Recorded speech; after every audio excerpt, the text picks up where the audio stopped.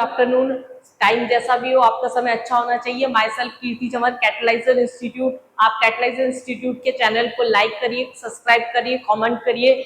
यहाँ पर हम आपके साथ डिस्कस कर रहे हैं आपकी ही प्रॉब्लम्स। 2021 के एडवांस का क्वेश्चन मैं आपके लिए लेके आई हूँ यहाँ पर ऑर्गेनिक का, जो कि हम यहाँ सॉल्व कर रहे हैं। बेसिकली बच्चों को क्या प्रॉब्लम आ रही है ऑर्गेनिक में, आपको पढ़ते टाइम पे समझ में सब कुछ आ रहा है, बहुत इजीली समझ में आ रहा है कि यहाँ पर ये जॉइंट अटैक किया, इस तरह से प्रोडक्ट बन गया। लेकिन जब इस तरह से पेपर में पहाड़ जैसा क्वेश्चन आ जाता है कि भाई लिंक करके रिएक्शंस दे दी, इतने सारे रिएजेंट्स देख के ही घबरा जाते हैं। पहली बात, हम कहाँ से शुरू किया था, कहाँ खत्म किया था, कुछ चीज याद नहीं आ रही। तो हम देखते हैं कि कैसे अप्रोच डेवलप किया जा सकता है। यहाँ पर आर पूछ लिया, एस पूछ लिया, वी है, डब्ल्यू है, यहाँ पर टी है, यू है, पी है, क्यू है, और ऑप्शंस भी अलग अलग तरह से बना रखे हैं।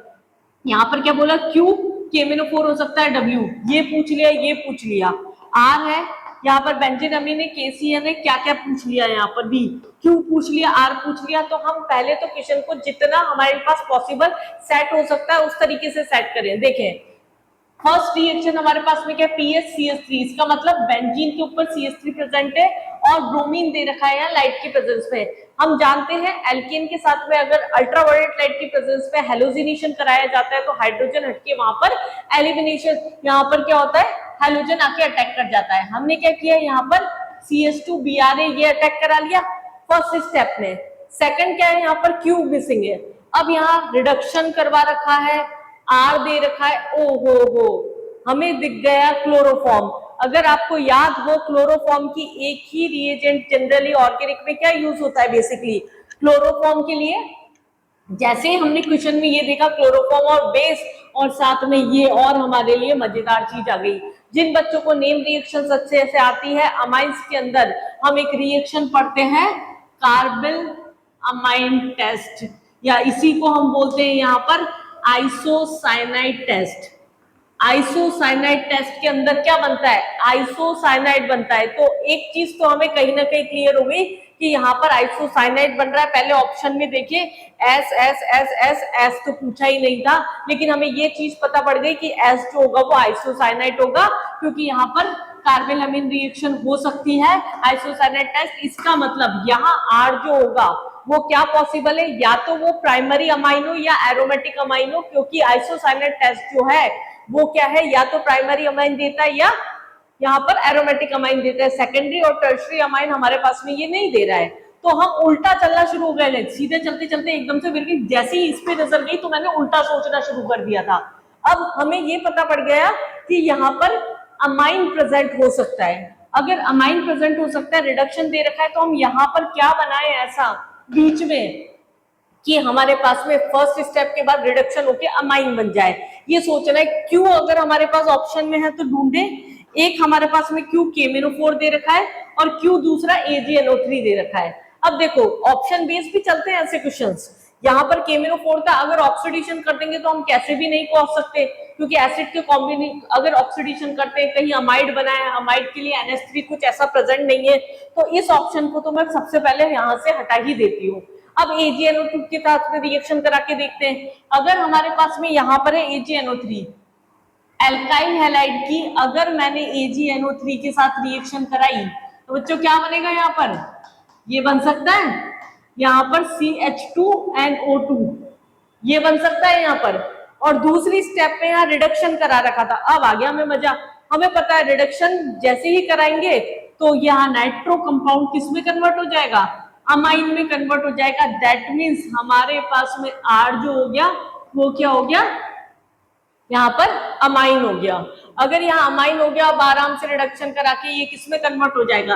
हालांकि ये प्रोडक्ट पूछा नहीं है, फिर भी मैं आपके लिए बना देती हूँ। यहाँ पर CH2NC ये हमारे पास में यहाँ पर एज आइसोसाइलेंट बन गया।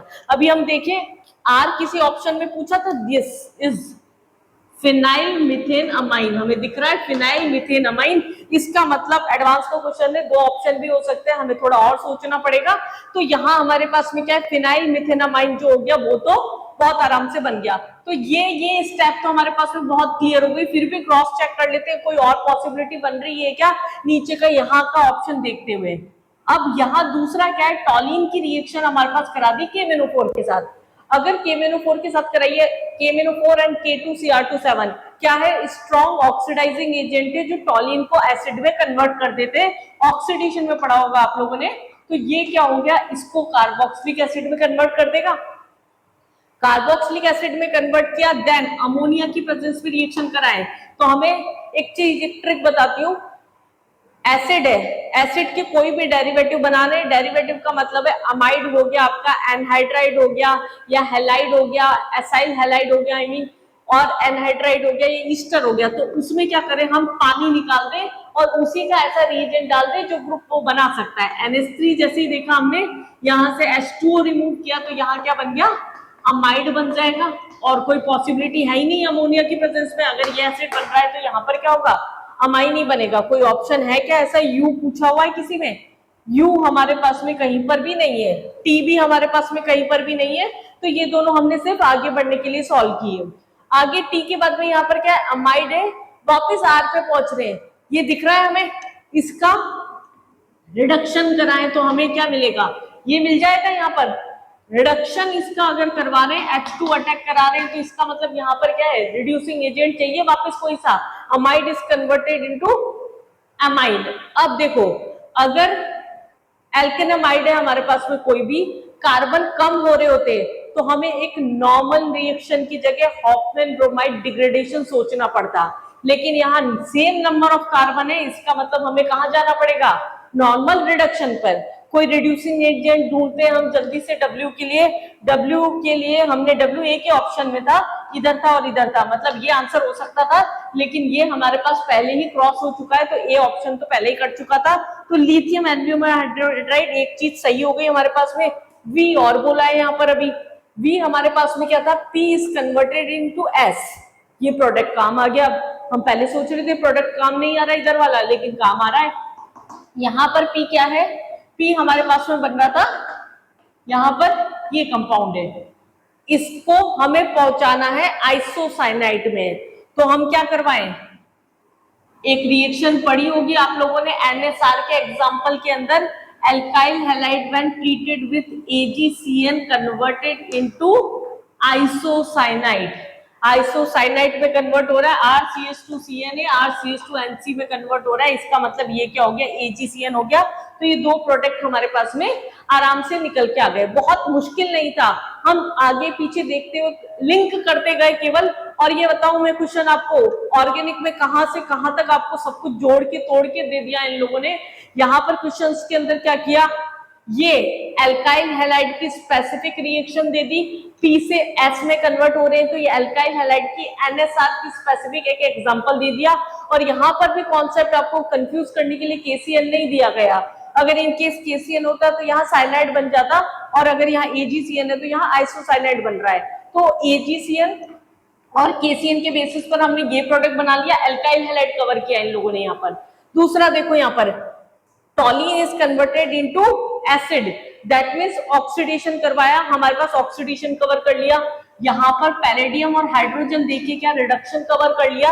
अगेन यहाँ पर नाइट्रो कंपाउंड है, CO ग्रुप है, ये CH2 में कन्वर्ट हो रहा है। वापस हमने यहाँ पर reducing agent lithium aluminium hydride use किया था, अगेन यहाँ पर रिडक्शन यूज कर लिया।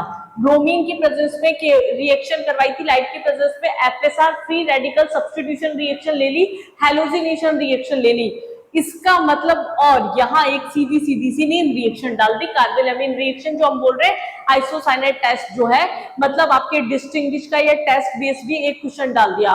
ऑर्गेनिक में आपको जब तक समेटी हुई नहीं होगी चीजें, आप कोई भी क्वेश्चन नहीं कर सकते।